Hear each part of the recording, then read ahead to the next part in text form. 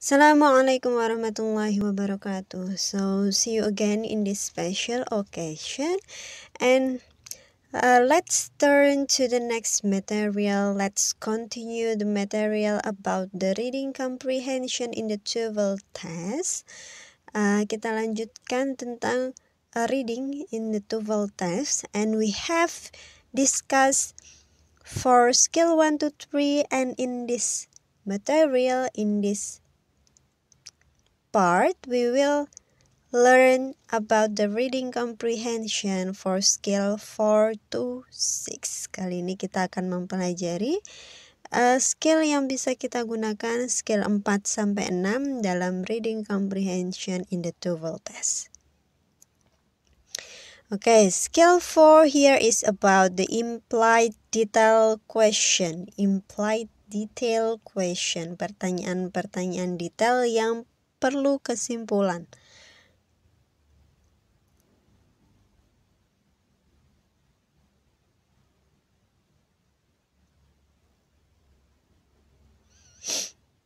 Okay, some questions in the reading comprehension section of the TOEFL test will require answer. They are not directly stated in the passage. Kalimat ini will require answers. They are not directly stated in the passage. Yang tidak dinyatakan secara jelas di dalam teksnya. Ya, jawabannya kita tidak bisa menemukan secara langsung di dalam teks tersebut. Lalu apa yang harus kita lakukan? To answer this question correctly, you will have to draw the conclusion. We need to draw conclusion. We need to conclude. We need to infer from information that is given in the passage. Jadi kita harus make some conclusion, menyimpulkan dari informasi-informasi yang kita dapat dalam teks tersebut. Nah, pertanyaan-pertanyaan or the questions about this in this kind contain the word implied, inferred, likely, probably, kemungkinan, to let you know that the answer to this question isn't directly stated. Jadi kalau ada kata-kata implied yang berarti menyimpulkan atau disimpulkan, lalu ada kata inferred yang mempunyai makna yang sama, lalu likely kemungkinan, probably. Jadi kemungkinan atau memungkinkan jawabannya adalah tidak ada atau tidak ada secara langsung di dalam teks tersebut yang mengharuskan kita untuk menyimpulkan. Okay, here is the summary about implied detail question. How to identify the question. Nah, bagaimana kita tahu kalau pertanyaan itu merupakan pertanyaan implied detail question? Yaitu seperti it is implied. Ada kata implied di situ. It can be inferred from the passage that. It most likely that bla bla bla. What probably happened. Nah, jadi ada kata-kata implied, inferred, likely, and probably. Nah, where to find the answer? Di mana kita bisa menemukan jawabannya? We can find the answer in order in the passage, secara urut di dalam teks tersebut. And how to answer question? Bagaimana cara jawabnya? Kita bisa the first choose a keyword in the question, mencari kata kuncinya dulu. Setelah itu scan the passage for the keyword. Nah, kita cari dalam teksnya. Ya, ketika kita sudah menemukan kata kunci tersebut, read the sentence that contains the keyword carefully. Jadi kita baca kalimat yang terdapat kata kunci itu dengan seksama. Setelah itu, look for an answer that could be true according to the sentence. Nah, kita mencari jawaban yang paling sesuai yang bisa kita simpulkan dari teks tersebut untuk menjawab pertanyaan itu. Okay, here is the example. Let's see the question number 1. It is implied in the passage that if a tree has 100 white bands and 100 narrow bands, then it is. Ya, itu clue-nya. Kita bisa cari clue kata tree misalnya, ada di paragraf, ada di kalimat kedua ada, kalimat pertama ada, ya. Lalu kalimatnya adalah tree produce a ring di baris kedua composed of one light colored white band and one dark colored narrow band. Jadi kita bisa simpulkan bahwa jika sebuah pohon mempunyai 100 white bands and 100 narrow bands, berarti itu sudah berapa lama? Padahal di situ dijelaskan bahwa each year itu produce one light white band and one narrow band. Berarti kalau 100, jumlahnya 100 berarti itu dalam a century old. Pohon tersebut sudah 100 tahun lamanya. 1 abad ya. Berarti 100 tahun. Karena setiap tahunnya dia menghasilkan 1 white band and 1 narrow band. Jadi itu kita simpulkan ya. Tidak ada jawabannya di dalam teks tersebut yang mengharuskan kita akhirnya menghitung dan menyimpulkan jawabannya apa. Lalu next, number 2. It can be inferred from the passage that cells do not grow bla bla bla. Oke, clue-nya adalah cells. Kita cari ada di baris ke-7 8 ya. When cell growth is much slower than cells do not get very large.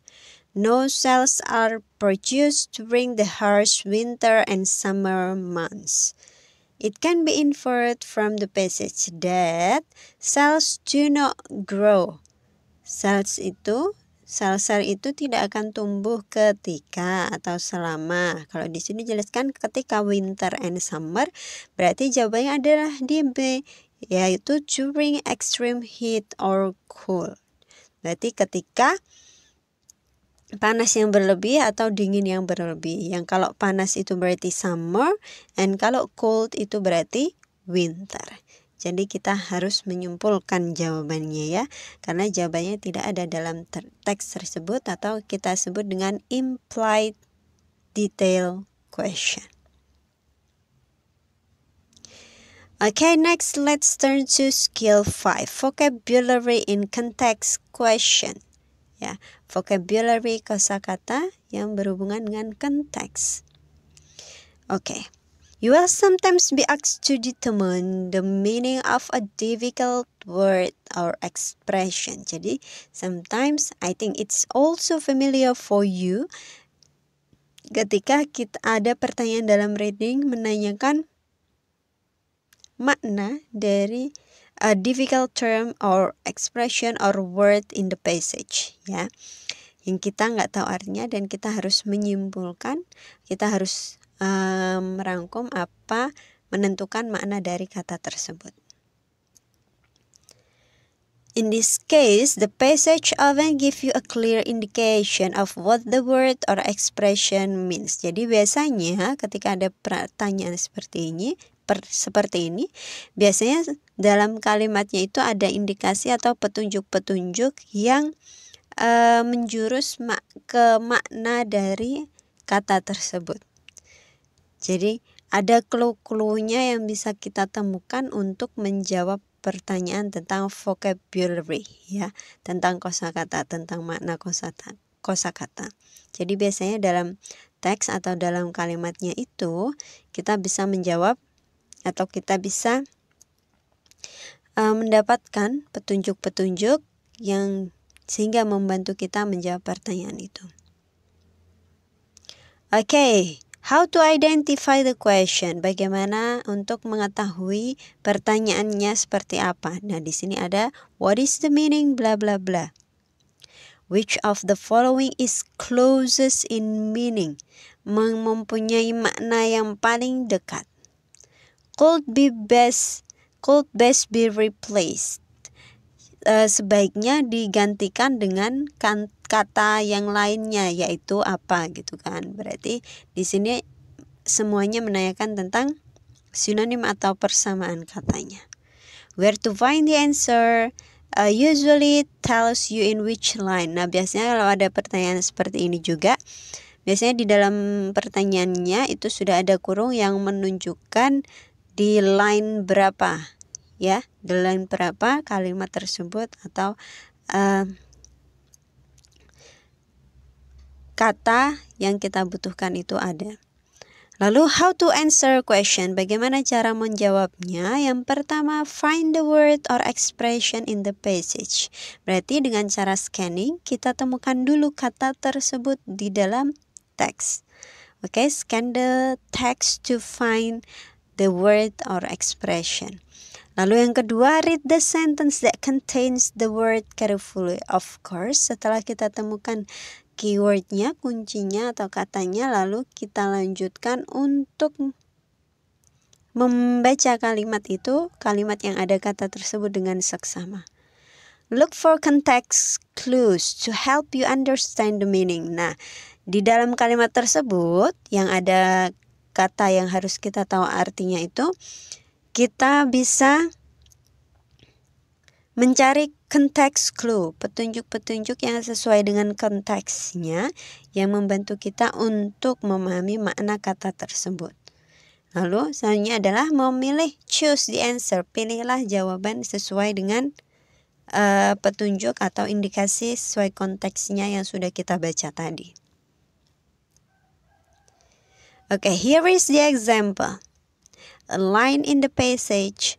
She has a large geranium growing in a pot in the corner of her apartment. Nah, apa makna a geranium is probably which of the following? Mana yang kemungkinan sama dengan makna geranium? Nah, kita baca kalimatnya tadi. Growing in a pot in the corner of her apartment. Growing in a pot. Kalau itu dia tumbuh di dalam sebuah pot, berarti kita bisa simpulkan, is it sofa? No. Is it chair? No. Is it fish? No. Is it a plant? Yes. Kenapa? Karena tadi clue-nya adalah, konteks clue-nya adalah growing in a pot, yang ditanam di dalam pot. Berarti tidak mungkin ikan, kursi ataupun sofa, tapi it's related to tanaman atau plant. Okay, next is skill 6 where question. Pertanyaan-pertanyaan yang menanyakan di mana. Di mana yang seperti apa? Okay, let's see. The final question in reading passage. Biasanya, it will ask you to determine where in the passage a piece of information is found. Jadi kita disuruh mencari di baris mana kita mendapatkan informasi tentang sesuatu. Misal di dalam teksnya tentang bullying, ya kan. Nah, lalu di pertanyaannya adalah di mana kita bisa menemukan pengertian bullying di dalam teks tersebut. Nah, the answer choices will list possible location for the information. Jadi pilihan jawaban itu akan terdapat 4 pilihan jawaban yang pastinya hampir mirip-mirip dan akan menyebutkan possible location, lokasi-lokasi atau tempat di mana informasi itu berada. The best way to approach this type of question is to study the question to determine the information that you are looking for, and then to go to the lines list in the answer and skim for the information. Jadi caranya untuk pertanyaan seperti ini adalah pelajari dulu pertanyaannya, ya, untuk menentukan informasi yang kita perlukan atau untuk menentukan jawabannya itu apa. Lalu kita pergi ke baris mana. Nah, itu jawabannya. Okay, the question about where in the passage. How to identify the question. Yang pertama, where in the passage. Di mana dalam teks tersebut yang menjelaskan tentang something, misal. Nah, yang menjelaskan tentang itu ada di paragraf 1, 2. Nah, itu soalnya seperti itu, menunjukkan di baris mana terdapat kalimat atau ungkapan tersebut. Lalu, where to find the answer? It can be in any of the lines list in the answer to the question. Jadi, ini ya tergantung dari bisa terjawab jika kita pahami line-nya atau di baris mana gitu ya yang harus kita temukan sehingga kita bisa menjawab pertanyaannya. Nah, and how to answer question. Yang pertama, choose a keyword or idea in the question. Pasti pilih keywordnya dulu, lalu skim the lines in the passage that are listed in the answer to question. Jadi kita bisa skim or scan kata tersebut di dalam passage, lalu kita baca, kita sesuaikan, ya kan? Lalu yang ketiga adalah kita tentukan choose the answer that contains the line number of a restatement of the keyword. Jadi kita setelah menemukan kata kunci lalu kita skim or scan dan kita baca kalimatnya. Nah, lalu kita bisa menentukan di baris mana kalimat tersebut atau kata tersebut berada. Okay, here is the example. Where in the passage does the author define the word capital? Di mana dalam teks tersebut yang menjelaskan tentang capital. Nah, di situ sudah saya kasih contoh yang digaris bawahi adalah berarti kita ambil satu keywordnya jelas di situ. Keywordnya capital dan ada beberapa kata capital di dalam teks tersebut. Capital awal. Yang pertama itu bukan pengertiannya ya. Lalu baru ada kata capital lagi di baris ke-4. A capital is the location of the center of government. Capital itu adalah lokasi pusat untuk pemerintahan. Nah, berarti dari kalimat tersebut Anda bisa tahu bahwa kalimatnya ada di baris ke 3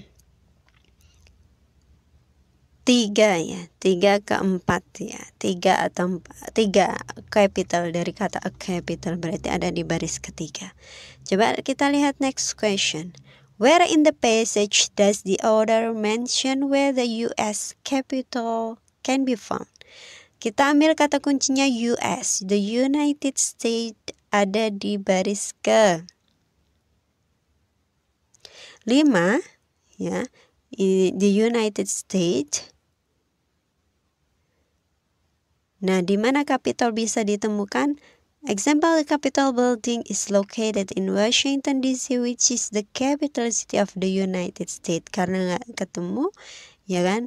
Ada kata capital di situ, ada kata US di situ, berarti jawabannya adalah line 6 to 8 yang menjelaskan tentang capital yang ada di United States ya, yang ada di US.